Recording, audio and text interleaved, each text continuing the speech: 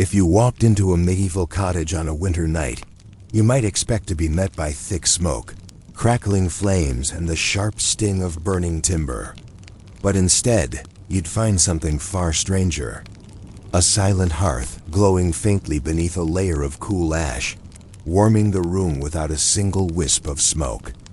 It's a forgotten skill, one so ordinary to medieval villagers that they never wrote it down, yet so quietly ingenious that it kept entire communities alive through the coldest months.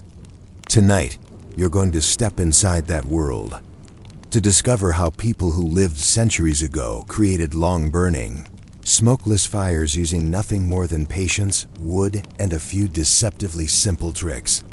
Settle in, relax, and let's wander slowly into the warm, dim glow of a medieval winter's night before the priest rang the church bell.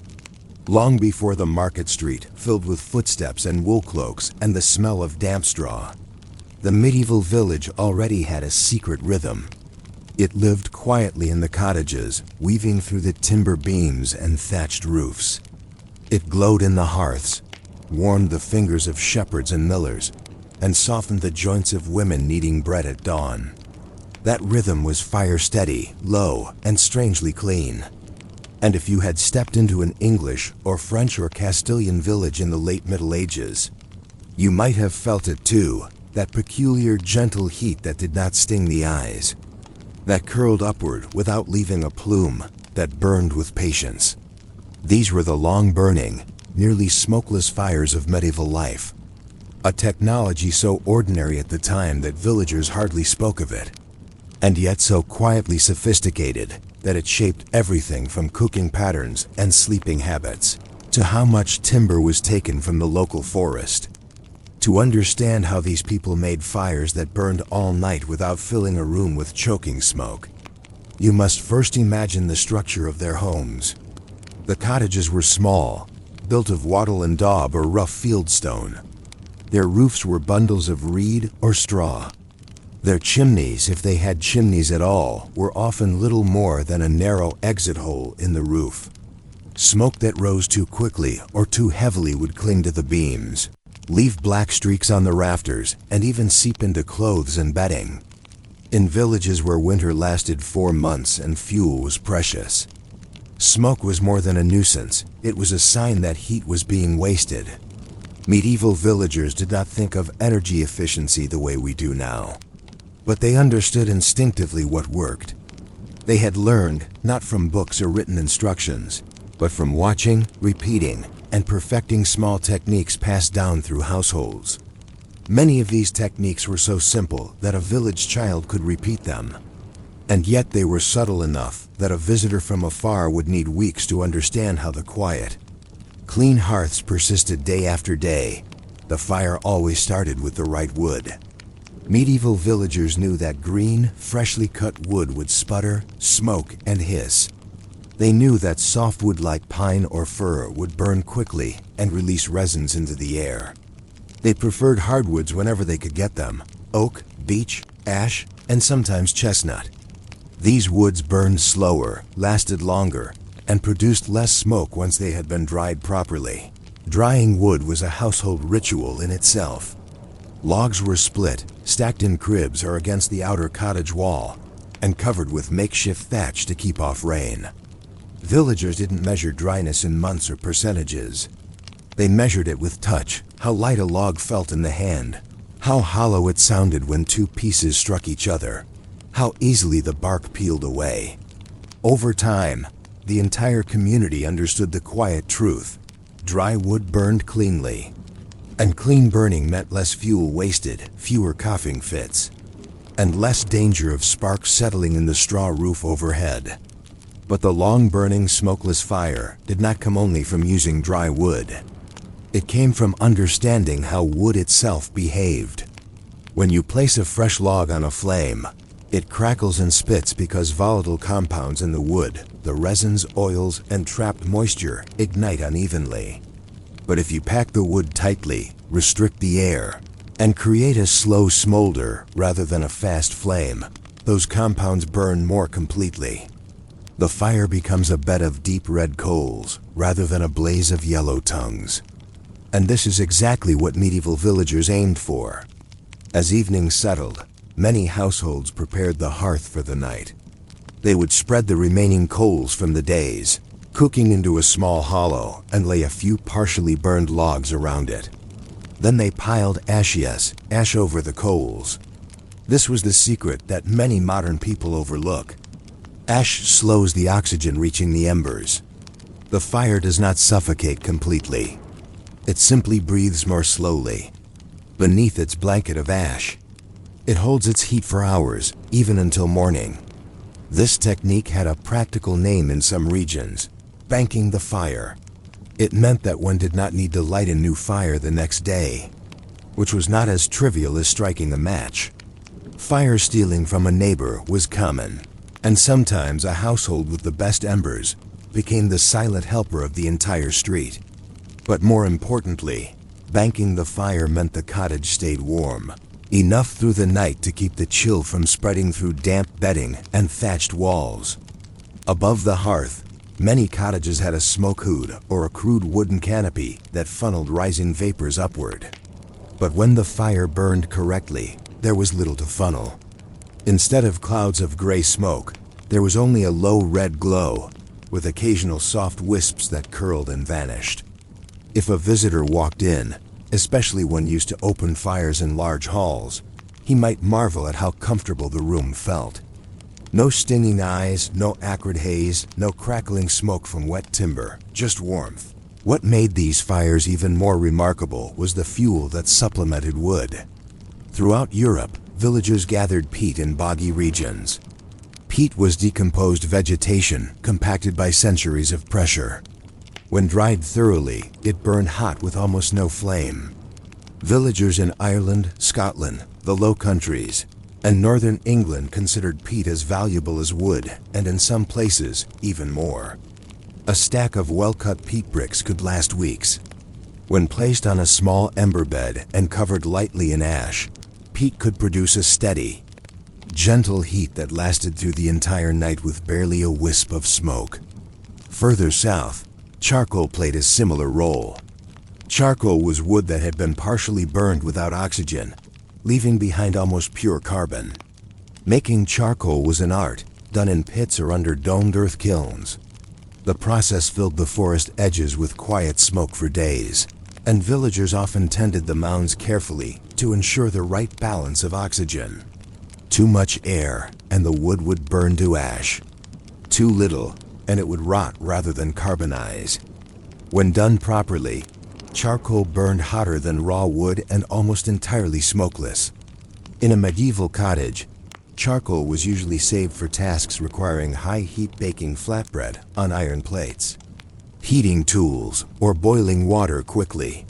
But sometimes, especially in winter, villagers placed a few small pieces into the banked fire at night to keep it alive with minimal smoke. Even animal dung played its part. In regions with limited trees, mountain villages, dry plains, or sheep-heavy landscapes, dried dung was shaped into patties and burned slowly. When fully dried, dung produced surprisingly little smoke and was essential for long-burning fires in areas where wood was scarce. The smoke it did produce was mild compared to wet timber, and villagers accepted the smell as simply part of daily life. Still, the cleanest fires came from skill, not fuel. Villagers layered their fires carefully, knowing that air was both friend and enemy. Too much air meant a fire that roared and consumed wood quickly. Too little air meant a fire that smothered itself. The key was layering. Small kindling at the bottom, then progressively larger pieces of wood, peat, or charcoal on top. Once the fire was established, they collapsed the larger pieces inward, reducing airflow and letting the fire settle into a calm bed of coals. This slow fire created not only warmth, but also a cooking environment.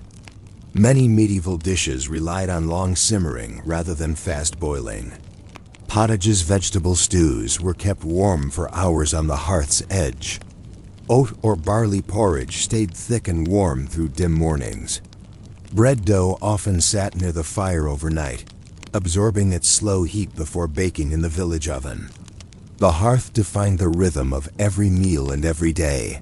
When the winter winds howled outside and thin frost crept along the cottage walls, the banked fire became a quiet guardian. Families gathered near it, not for entertainment, but for comfort. Children slept closer to the warmest part of the floor.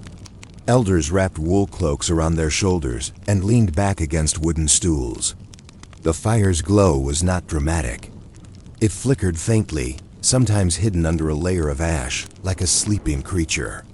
And yet it worked tirelessly, conserving heat and preserving fuel. Some travelers wrote about this in passing, noting how cottages were warm even when no flame was visible. Chroniclers rarely bothered with such mundane details. But in the rare scraps of domestic writing that survive household accounts, monastic notes, or marginal comments in manuscripts, you find hints of this knowledge. One monk wrote that a lay brother knew how to keep a coal burning from Compline until prime, referring to the hours between night and dawn. A rural housewife listed ash storage as something to mind well, because ash helped keep the coal alive. Farmers' calendars advised gathering dry wood in the summer months, specifically to avoid smoky fires in winter. Even law codes reveal the quiet sophistication of these fires. Some towns fined residents for excessive smoke, not for health reasons, but because smoke meant poor technique and wasted fuel resources the community depended on. In places where forests were managed collectively, villagers had to use wood responsibly. And a clean burning fire was a small but essential part of that responsibility. Despite the familiarity of fire, villagers treated it with a kind of respect. Losing the household ember was considered unfortunate, not merely inconvenient. A dead hearth meant cold mornings and the trouble of borrowing live coals. Borrowing fire was a small but intimate act. It created bonds between households. A person who provided good embers, regularly embers that caught quickly and burned, clean became a quiet asset to the community. Inside the small cottages, the glowing hearth changed other parts of daily life as well. Rooms stayed dry, reducing mold and illness. Tools near the fire dried thoroughly after wet field work. Herbs hung from rafters dried slowly, preserving flavor. Cheese aged more consistently. And the family dog, curled at the hearth's edge, added its own warmth to the scene. The trick, in truth, was not magical. It was not even particularly mysterious once you saw it done. It was simply a marriage of materials, timing, and habit, a set of practices tuned over generations. But this simple art allowed medieval villagers to live through harsh winters, cook every meal, warm their coldest nights, and do it all with a fire that rarely smoked, rarely failed, and rarely needed more attention than a gentle stir of ash. If you traveled back and walked through a village at night, you would see almost no firelight from the windows, no flickering flames climbing up the chimney holes, no smoke rising from roofs. Instead, you would see darkness, stillness, and the faintest glow slipping through the cracks of shuttered doors. Inside each cottage, a family slept while a small ember banked carefully, protected under ash waited patiently for morning. By dawn, when the cockerel crowed and the first footsteps crossed the packed earth lanes, the ember would still be alive. Someone would kneel at the hearth, lift the ash gently, place a few dry twigs against the glowing red, and breathe life into the fire again. With a soft whoosh, the day began. The smoky fires of modern imagination, the roaring fireplaces and crackling logs, were luxuries of great halls, not cottages. Most medieval fires were quieter, slower, wiser. They burned in a way that preserved the little that villagers had, balancing heat, smoke, and fuel with the steady patience of people who lived close to the land and listened to what the wood itself taught them. And if you watched closely, you would see that these dull, slow burning, ash-covered embers shaped daily life as much as kings, wars, and trade routes. They taught families how to endure the cold, how to use resources wisely, how to pass down practical knowledge from one generation to the next. They were not heroic or dramatic. They were small, glowing truths, quiet like the villages themselves, but essential. And this is how medieval villagers made fires that burned through the long night without smoke. Through patience, through thoughtful layering, through dry fuel, through ash banking, through charcoal and peat, and through the steady, boring wisdom that kept whole communities warm one ember at a time. Thank you for drifting through this quiet piece of history with me. I hope the slow details and soft storytelling helped your mind unwind, even just a little.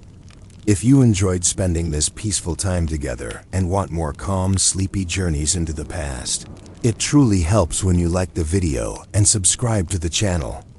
Your support keeps quiet, boring sleep alive, and it means more than you know. Take care, rest well, and I'll see you in the next quiet story.